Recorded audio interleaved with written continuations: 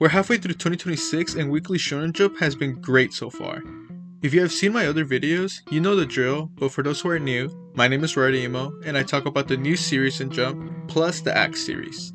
I tell you my thoughts and then rate them out of 5. It's just as simple as that, so let's get to it.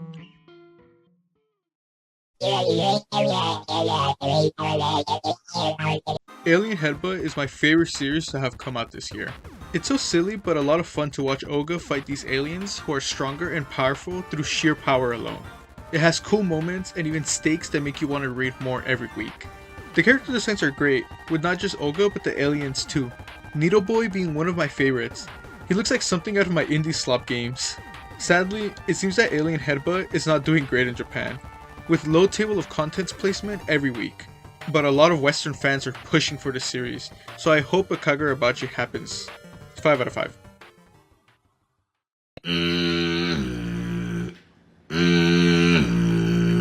I'm just going to be honest, I do not like Class 2B Hero Destroyerz. I know this is the same guy who wrote Gintama, and that series from what I've seen is pretty funny, but Hero Destroyerz is just bad. I understand the magazine is targeting teenagers, but I do not think teenagers are laughing at toilet humor. The main character turning into a maniac because he is disturbed when using the restroom is funny, but only as a one-off gag, not the entire premise of a series. It just kills the joke very fast. I think it will stick around because of the mangaka, but not for long. 1 out of 5. Gotcha, why jumping? Why you reaching? You reach that team, 360 fade away! I think Drawn to the Fire has potential. The first chapter is great, and the characters are very enjoyable. I like that Keiki is a mix of a clumsy emotional kid, but also someone who can lock in when it matters. Akane is also a great character, a stoic prodigy who can notice talent even if it's buried deep down inside. And the fact that it's a basketball manga means that it has more staying power than something like 2 on Ice. But we need to see in the following chapters how memorable they can make the supporting cast. I think they got this, but again, we just have to see. 3 out of 5. I need an egg. I am one of like 4 people in the world who genuinely like Gonron Egg. It had the style, the atmosphere, the story. It all felt grim and dark from the get-go. But I understand why it failed. The mangaka could not handle the weekly schedule. And instead of people pointing out how much work these mangaka do to get these chapters out weekly, they made fun of the art. And yeah, the art was not the best, but you can tell to the very last second they had fun. 3 out of 5. Shohei Ohtani! The greatest day in baseball history! At first, I was really enjoying Harukaze Mound, but it fell off at the end. It started pretty cool with 2 twins who shared a dream but going to different paths to achieve it. Great premise, but man, does it get pretty boring halfway through. Once they get to their second game with the Reaper pitch guy, I fully lost interest with the series. 2 out of 5.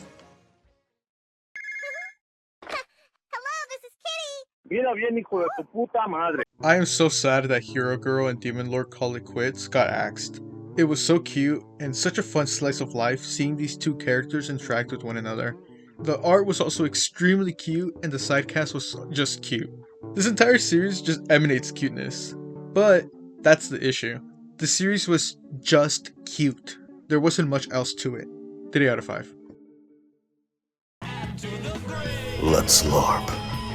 With JJK Modulo ending, I am very satisfied with the finale. I feel like in another year or 2, we might receive another spin-off, but I would be happy with the franchise ending here. It's a story about coexistence and overcoming prejudice that can be found with people migrating.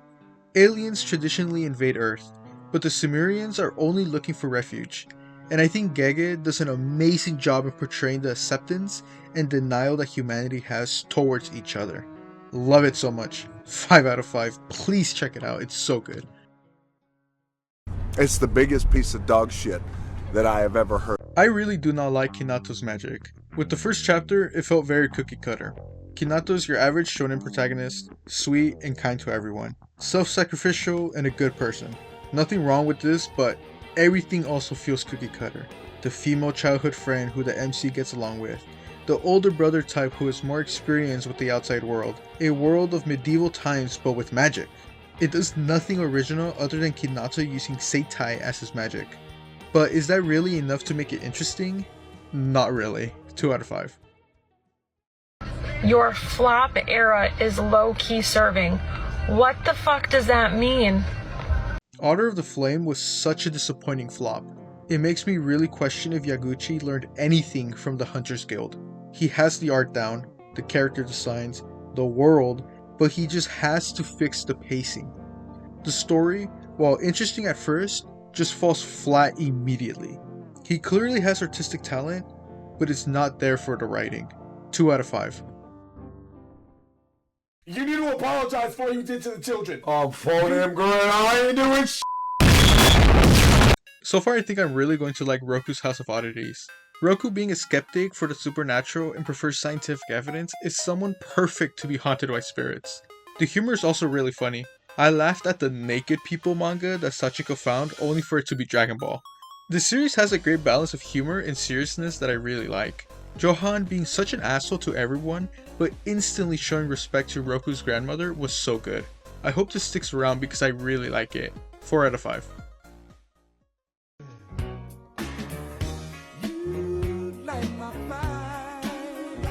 I had so much hope with the Mage Next Door. It had that Masho DNA, but it turned out to be a disaster. Osagawa using random magic like water gun enhancers was really funny at first, but he kept spamming it throughout the entire series. It made you wonder what else he could use to fight, but the mangaka had no idea. It tried having a serious storyline near the end, and that's when I knew the mangaka was reaching for straws. Overall, it just feels like a nothing burger and it's sad to see. 1 out of 5. 500 cigarettes. When I first wrote the script, I was not really sure how to feel about Underdoctor.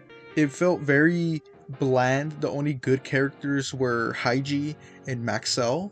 But reading through the script right now, it made me realize that so much has changed in the last 5 chapters that I've come to really like this series. One of my big criticisms was that the supporting cast was just bland. Chiwako, I had wrote down that she felt like the mandatory girl character, and Shuli, while having a great moment in the story, was just relegated back to just a character that we probably won't see into the late future. But so far from the time of me recording this, Chikawa and Shuli had pretty good character moments, 2 chapters completely dedicated to themselves, and it made me really like them more as a character. So I originally gave it a 3 out of 5. Honestly, as it is right now, it's a 4 out of 5. And that's it. Weekly Shonen Jump has been a lot of fun this past half year. I cannot wait to keep reading it for as long as I can, but at the time when we're recording this, I have just graduated with a bachelor's degree, and I'm gonna have some real world responsibilities moving forward. So I hope I can keep making these videos, but we will just have to wait and see. Other than that, my name is Rory Emo, and thank you so much for watching.